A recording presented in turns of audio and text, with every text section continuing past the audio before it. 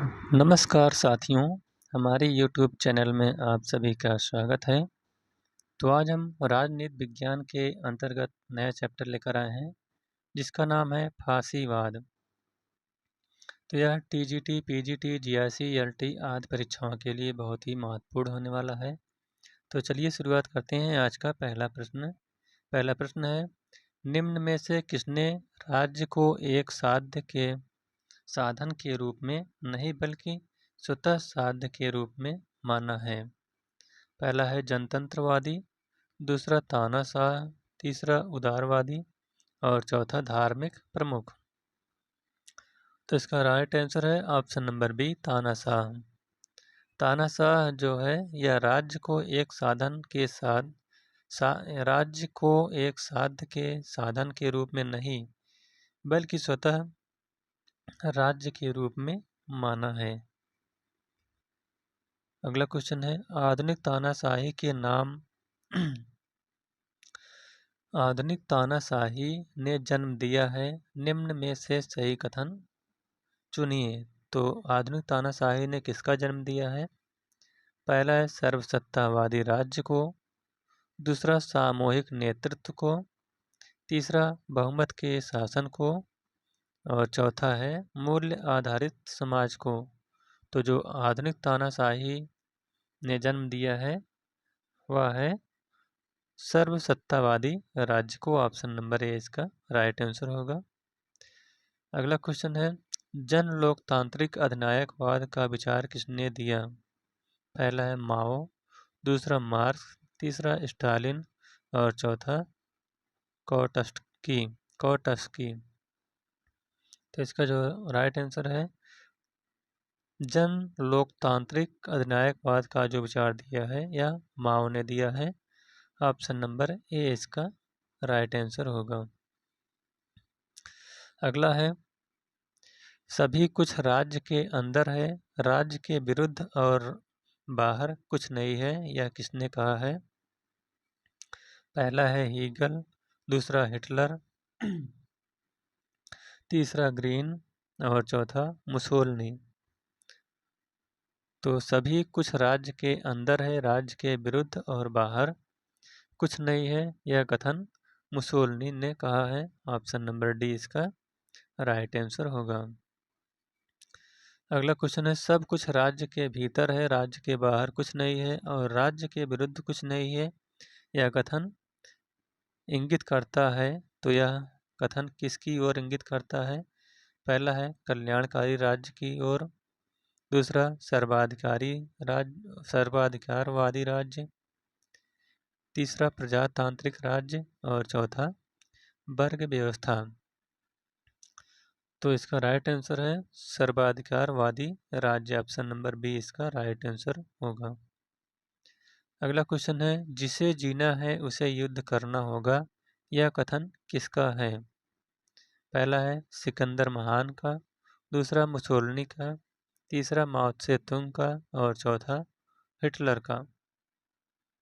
तो हिटलर कहते हैं कि जिसे जीना है उसे युद्ध करना होगा। ऑप्शन नंबर डी इसका सही आंसर हो जाएगा, हिटलर। अगला क्वेश्चन है, आधुनिक समय में बल सिद्धांत के बलिष्ठ समर्थक थे। तो बलिष्ठ समर्थक कौन थे? पहला है लेनिन, दूसरा हिटलर, तीसरा विंस्टन चर्चिल और चौथा महात्मा गांधी। तो जो आधुनिक समय में बल सिद्धांत के बलिष्ठ समर्थक हैं वह हैं आपके हिटलर। ऑप्शन नंबर बी इसका राइट आंसर होगा। अगला क्वेश्चन है, नाजीवाद का जनक था। तो नाजीवाद का जनक कौन था? पहला है इंदिरा गांधी, दूसरा मुसोलिनी, तीसरा हिटलर और चौथा लेनिन। तो जो नाजीवाद का जनक है यह आपका हिटलर है। ऑप्शन नंबर सी इसका राइट आंसर होगा। अगला क्वेश्चन है, अस्थायी अधिनायकवाद के अस्थायी और सुस्थापित अत्याचारपूर्ण व्यवस्था बन जाने की संभावना सदा बनी रहती है, यह कथन किसका है? पहला है केसी हुइयर की, दूसरा गार्नर की, तीसरा विलियम एंड्रयूज की और चौथा बारकर की। तो यह कथन है केसी हुइयर ने कहा है कि अस्थायी अधिनायकवाद के अस्थायी और सुस्थापित अत्याचारपूर्ण व्यवस्था बन जाने की संभावना सदा बनी रहती है। अगला क्वेश्चन है, निम्नलिखित में से फांसीवाद की विशेषता कौन नहीं है? तो इसमें फांसीवाद की विशेषता नहीं है बताना है। पहला है, फांसीवाद एक सर्वशक्ति संपन्न राज्य का समर्थन करता है। दूसरा, इसमें जातीय सर्वोच्चता पर बल दिया जाता है। तीसरा, यह महामानव पूजा और विशेष वर्ग में विश्वास करता है। और चौथा, यह अंतर्राष्ट्रीय कानूनों में पूरी निष्ठा रखता है।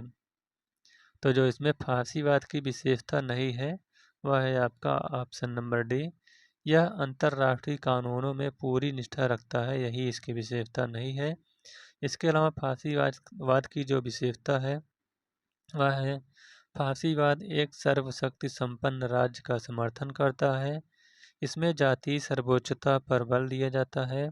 यह महामानव पूजा और विशेष वर्ग में विश्वास करता है। अगला क्वेश्चन है, निम्नलिखित में से कौन सी फांसीवाद की एक विशेषता नहीं है? पहला है, एक व्यक्ति की तानाशाही में विश्वास। दूसरा, अंतर्राष्ट्रीयवाद का विरोध। तीसरा, लोकतांत्रिक संस्थान में विश्वास। और चौथा, व्यक्तिवाद में विश्वास। तो इसका जो राइट आंसर होगा वह है आपका ऑप्शन नंबर बी, डी, व्यक्तिवाद में विश्वास। यही फांसीवाद की एक विशेषता नहीं है। इसके अलावा एक व्यक्ति की तानाशाही में विश्वास करता है फांसीवाद, अंतर्राष्ट्रीयतावाद का विरोध करता है और लोकतांत्रिक संस्थान में अविश्वास भी करता है। अगला क्वेश्चन है, निम्नलिखित में से कौन सर्वाधिकारवादी राज्य में विश्वास करता है? पहला है उदारवाद, दूसरा समाजवाद, तीसरा फांसीवाद और चौथा इनमें से कोई नहीं। तो जो सर्वाधिकारवादी राज्य में विश्वास करता है वह है आपका फांसीवाद, ऑप्शन नंबर सी इसका राइट आंसर होगा। चलिए अगला क्वेश्चन है, फांसीवाद निम्नलिखित में से किस एक सिद्धांत का समर्थन नहीं करता? पहला है समाजवाद की निगमवादी समझ। दूसरा, प्रजातंत्री उत्कृष्टता। तीसरा, सर्वहारा की तानाशाही। और चौथा, आज्ञा पालन तथा अनुशासन। तो जो फांसीवाद का इसमें से एक का समर्थन नहीं करता वह है आपका सर्वहारा की तानाशाही, ऑप्शन नंबर सी इसका सही होगा।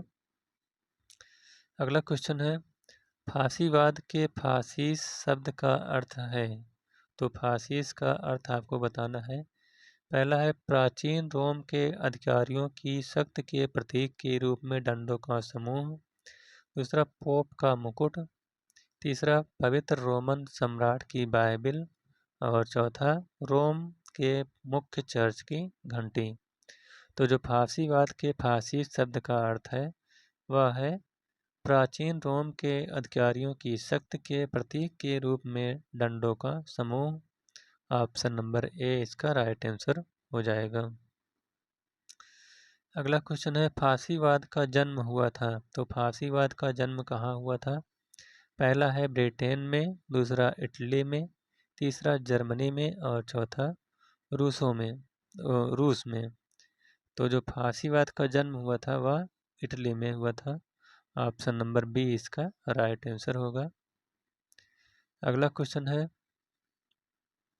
अंतर्राष्ट्रवाद का विरोध किया? तो अंतर्राष्ट्रवाद का विरोध किसने किया? पहला है व्यक्तिवाद ने, दूसरा उदारवाद ने, तीसरा फांसीवाद ने और चौथा गांधीवाद ने। तो जो अंतर्राष्ट्रवाद का विरोध किया है वह आपका फांसीवाद ने किया है। ऑप्शन नंबर सी इसका राइट आंसर होगा। अगला क्वेश्चन है, फांसीवाद के संबंध में सही युग्म की पहचान कीजिए। पहला है इटली मुसोलिनी, दूसरा जर्मनी मुसोलिनी, तीसरा इटली हिटलर और चौथा जर्मनी हिटलर। तो फांसीवाद के संबंध में जो सही युग्म है वह है आपका option number A Italy Mussolini, यानी इटली जो है मुसोलिनी जो है यह इटली का रहने वाला था। तो इसका right answer option number A होगा। अगला है निम्नलिखित में से कौन सा कथन सुमेलित नहीं है? नाजीवाद फ्रांस, गिल्ड समाजवाद जर्मनी, फांसीवाद इटली, फेबियनवाद सोवियत संघ। तो इसमें से कौन सा सही सुमेलित है आपको बताना है। तो इसका फांसीवाद इटली, फांसीवाद का जन्म जो है यह इटली में हुआ था, यही आपका राइट आंसर होगा, ऑप्शन नंबर सी। अगला क्वेश्चन है फासिज्म किस भाषा के शब्द से लिया गया है? पहला है अंग्रेजी, दूसरा फ्रेंच, तीसरा लैटिन और चौथा ग्रीक। तो जो फासिज्म शब्द है यह आपका लैटिन भाषा से लिया गया है, ऑप्शन नंबर सी इसका राइट आंसर होगा। अगला है इटली में फांसीवाद का उदय परिणाम था। तो किसके उदय का परिणाम था? पहला है पुनर्जागरण का, दूसरा प्रथम विश्व युद्ध का, तीसरा नेपोलियनिक युद्ध का और चौथा औद्योगिक क्रांति का।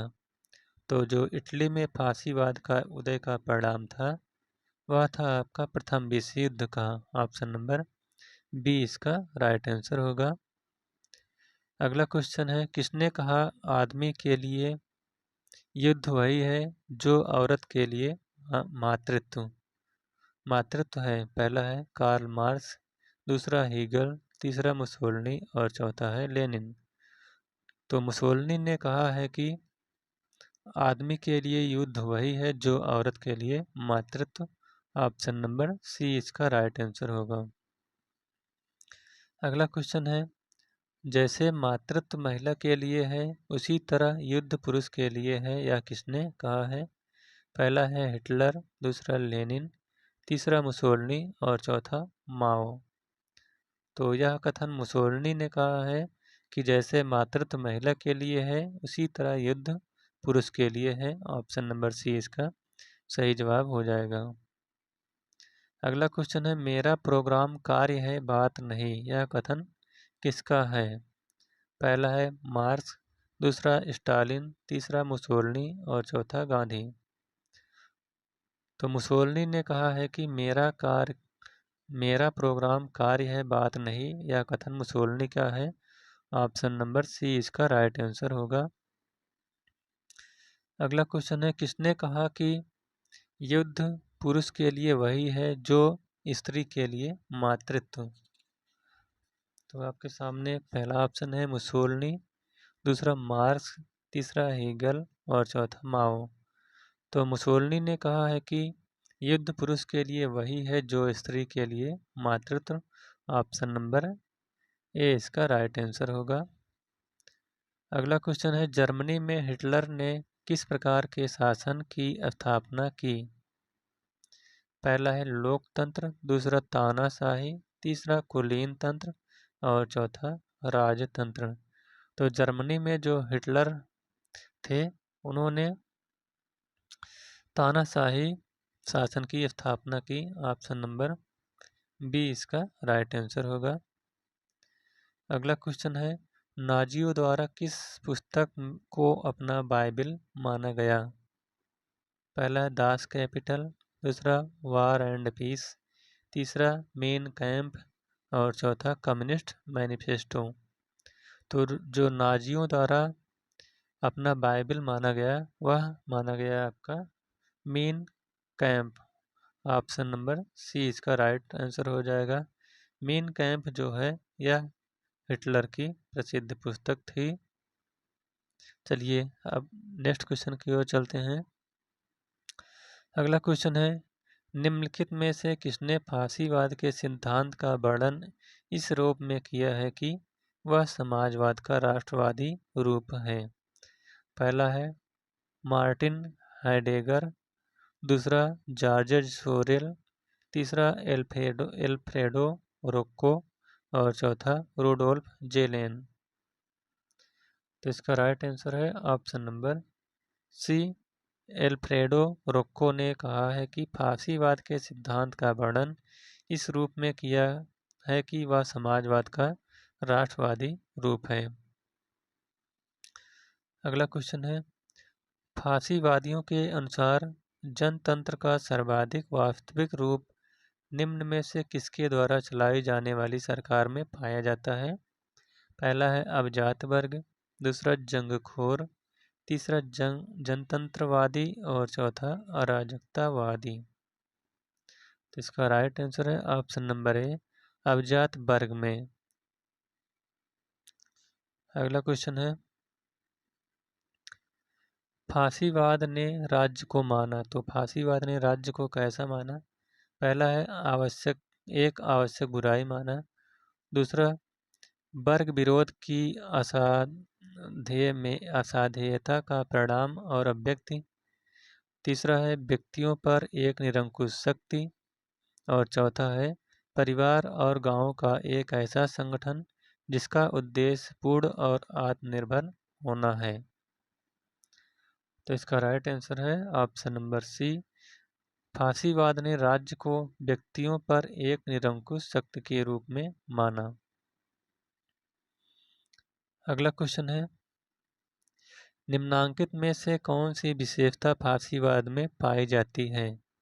पहला है यह प्रजातंत्र का विरोधी है, दूसरा राज्य को साधन मानता है, तीसरा समाजवाद का पोषक है और चौथा अंतर्राष्ट्रीय शांति का अग्रदूत है। तो जो फासीवाद की एक विशेषता पाई जाती है वह है आपका ऑप्शन नंबर ए, प्रजातंत्र का विरोधी है। अगला क्वेश्चन है, फासीवाद विश्वास करता है कि।